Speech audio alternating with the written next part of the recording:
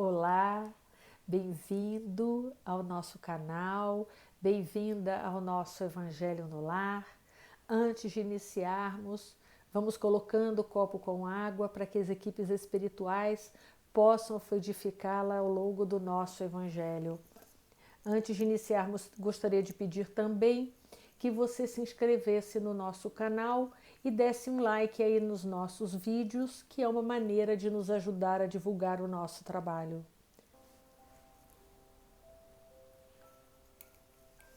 E a lição que foi tirada aleatoriamente foi o capítulo 27, Pedi e obtereis.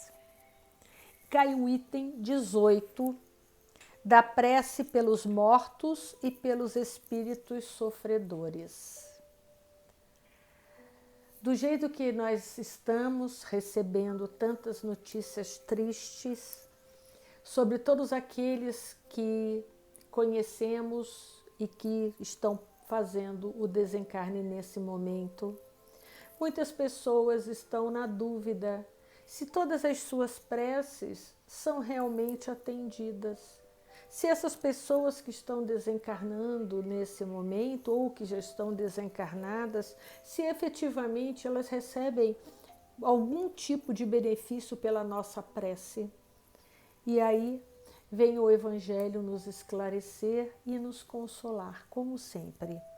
E aí o item 18 diz assim: os espíritos sofredores reclamam preces, e essas lhes são de utilidade, pois ao verem que são lembrados, sentem-se menos abandonados e menos infelizes.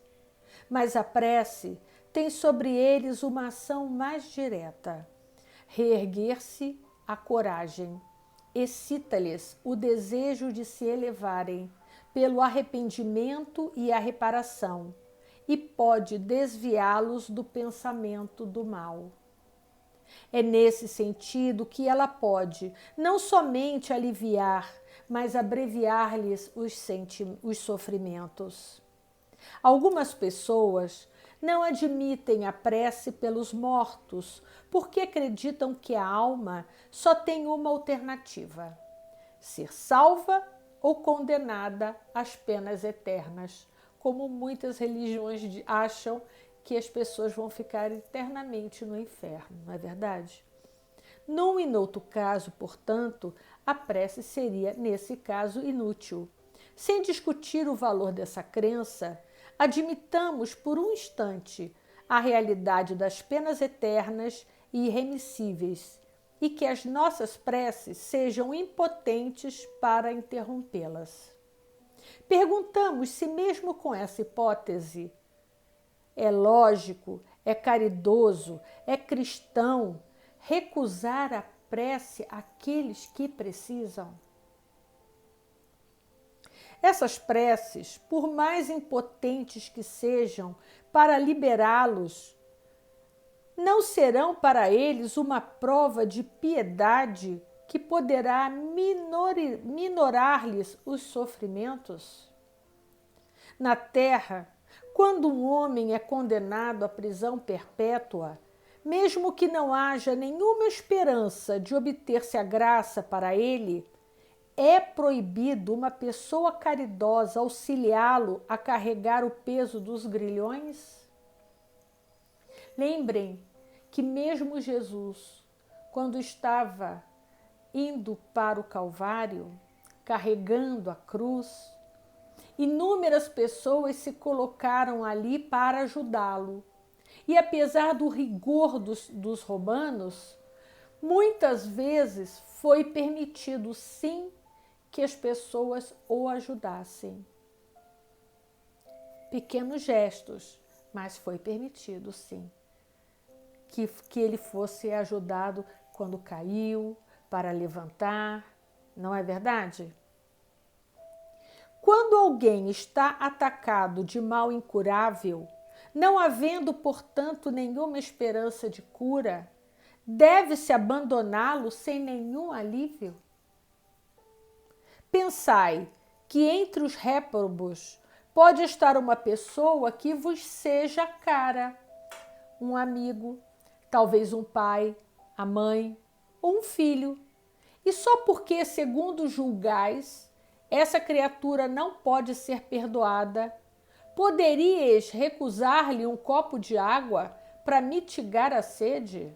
Um bálsamo para secar-lhe as feridas? Não faríeis por ela o que faríeis por um prisioneiro? Não lhe daríeis uma prova de amor, uma consolação? Não, isso não seria cristão. Uma crença que endurece o coração não pode conciliar-se com uma crença de Deus, num Deus que coloca como primeiro e todos os deveres o amor ao próximo.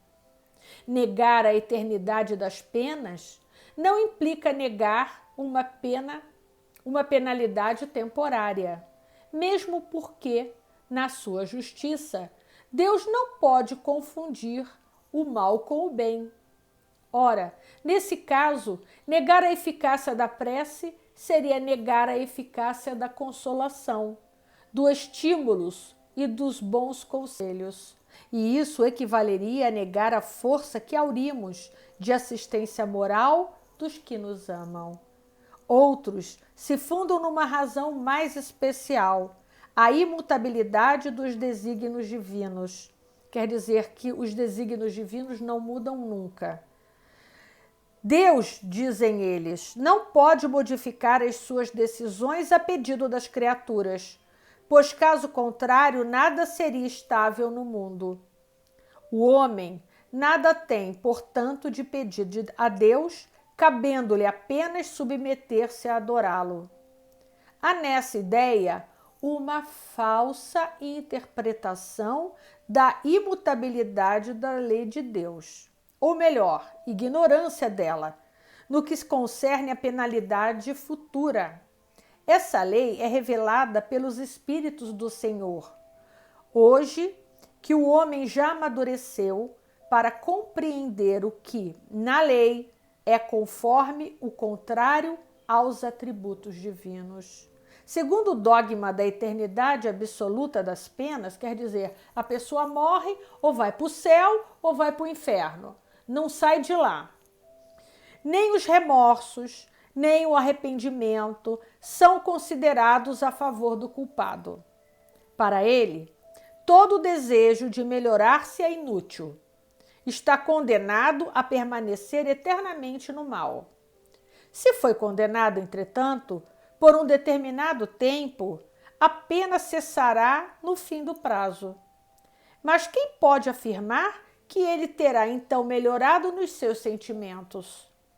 Quem dirá que, a exemplo de muitos condenados da terra, ao sair da prisão, ele não será tão mal quanto antes? No primeiro caso, seria manter sobre a dor do castigo um homem que se tornara bom. No segundo, seria agraciar aquele que continua culpado. A lei de Deus é mais previdente, sempre justa, equitativa e misericordiosa. Não fixa nenhuma duração para a pena, qualquer que seja. Ela se resume assim: o homem sofre sempre a consequência de suas faltas. Não há uma única infração à lei de Deus que não tenha sua punição, certo? A severidade do castigo é proporcional à gravidade da falta. A duração do castigo, para qualquer falta, é indeterminada, pois fica subordinada ao arrependimento do culpado e o seu retorno ao bem. Assim, a pena dura tanto quanto a obstinação no mal. Seria perpétua se a obstinação o fosse. É de curta duração se o arrependimento vier logo. Desde que o culpado reclame por misericórdia, Deus o ouve e lhe concede a esperança. Mas o simples remorso não basta. É necessária a reparação da falta. E é por isso que o culpado se vê submetido a novas provas, das quais ele pode sempre, pela sua própria vontade, fazer o bem para a reparação do mal anteriormente praticado. O homem é, assim, o árbitro constante de sua própria sorte. Ele pode abreviar o seu suplício ou prolongá-lo indefinidamente. Sua felicidade ou sua desgraça dependem da sua vontade de fazer o bem. Essa é a lei imutável e conforme a bondade e a justiça de Deus. O espírito culpado e infeliz, dessa maneira, pode sempre salvar-se a si mesmo. A lei de Deus lhe diz sob quais condições ele pode fazê-lo.